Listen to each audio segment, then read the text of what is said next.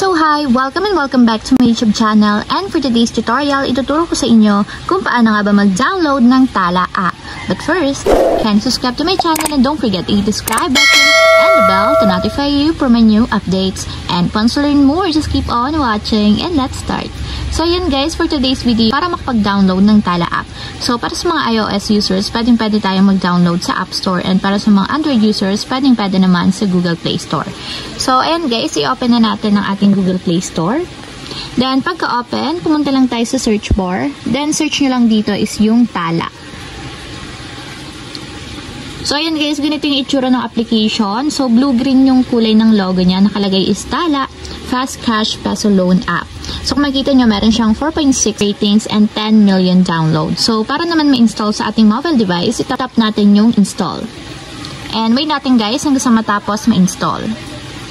So ayan guys, after ma-install, itap lang natin yung open para directly mapunta tayo sa pinakang application.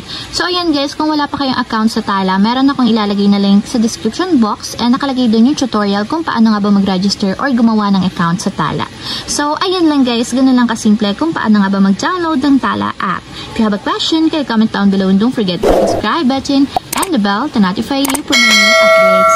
And thank you for watching! Living life, every day, late at night, not okay.